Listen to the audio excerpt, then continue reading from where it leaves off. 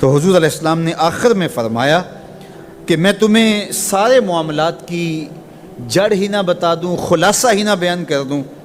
قلت بلا یا نبی اللہ، میں نے کہا اے اللہ کے نبی کیوں نہیں؟ فاخذ بلسانہ، حضور نے اپنی مبارک زبان کو پکڑا، فقال، اور فرمایا، کف علیک ھذا، کہا اس کو روک لے، اس کو کنٹرول کر۔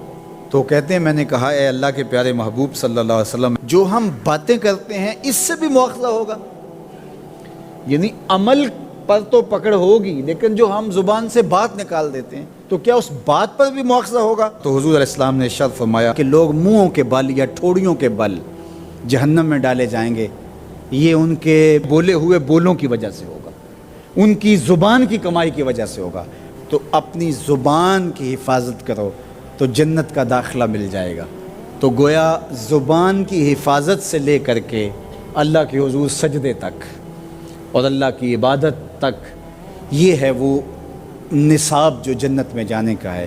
اللہ ہم سب کو 5 گانا باجماعت نماز کی توفیق دے، اللہ ہمیں توفیق حج کی نصیب کرے، اللہ ہمیں رمضان المبارک کے روزے رکھنے کی توفیقات سے مالا مال کرے، اللہ اپنی راہ میں جد و جہد اور جہاد کی توفیق سے مالا مال کرے، اور اللہ ہمیں ہماری زبان کی حفاظت کی توفیق دے تاکہ ہم خیر کی راہوں کے مسافر رہیں۔ کچھ لوگوں کی عادت ہوتی ہے کہ وہ بہت زیادہ چیخ چیخ کے بولتے ہیں اور بلند آوازی سے گفتگو کرتے ہیں۔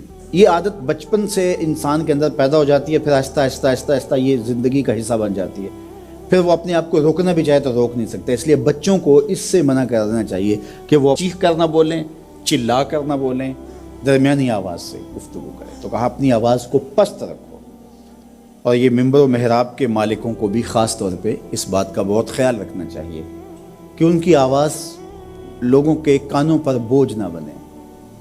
آج کل تو یہ ساؤنڈ سسٹم لگے ہوئے ہیں، اور پھر ماشاءاللہ کچھ لوگ تو یہ ایکو کا بھی ضرورت سے زیادہ استعمال کرتے ہیں۔ سنجیدگی کے ساتھ، متانت کے ساتھ بات کرنا، سنجیدگی اور متانت کے ساتھ بات کو سننا، یہ شریعت کے آداب ہیں۔ جب کسی سے ہم کلام ہوں تو آپ بھی بلند آواز نہ ہو، اور دوسرا وہ اس کا جو جواب دے رہا ہو اس کی توجہ بھی بھٹکنے نہ پائے، وہ اپنے احساسات سے یہ بات بتائے، اور کہیں جواب دینا ضروری ہو تو حرج بھی نہیں ہے۔ آواز کو معتدل رکھو، خوبصورت رکھو، تو جس طرح بولنے کے آداب ہے اس طرح سننے کے بھی آداب ہے۔ ویسے ماہرین کہتے ہیں کہ تیز آوازیں بندہ پونے گھنٹے سے زیادہ نہیں سن سکتا، یعنی اس کا سٹیمنا جو ہے وہ اتنا ہی ہے کہ وہ اتنا سن لے، برداشت کر لے اس کے بعد وہ تو الگ بات ہے، لیکن یہ ہے کہ وہ جو آسانی کے ساتھ سن سکتا ہے اتنا ہی سن سکتا ہے۔ تو اس لیے یہ جو لیکچر بھی ہوتے ہیں جو دنیا کی بڑی یونیورسٹی ہیں، وہاں بھی انہوں نے لاکھوں روپے دے کر کے دنیا کے ماہرین بلائے ہوتے ہیں مختلف مضامین پر، لیکن پیریڈ کا دورانیہ یہ نہیں ہوتا وہ 3 گھنٹے کا لیکچر دے رہے ہوں۔ انسان کی جو ہے وہ ایک کیپیسٹی ہے، اس سے آگے نہیں وہ بڑھ سکتا۔ اور مجھے بتائیے انسان کو بنانے والے سے بہتر کون بتائے گا؟ قرآن بتاتا ہے، کیا بتاتا ہے؟ وَغْضُضْ مِن صَوْتِكَ، اپنی آواز کو پست رکھو۔ باقی اس کے الگ احکام ہیں کہ اذان دے رہے ہیں، آپ کسی کو پکار کر رہے ہیں، جنگ میں رجز ہے یا کوئی اور بات ہے۔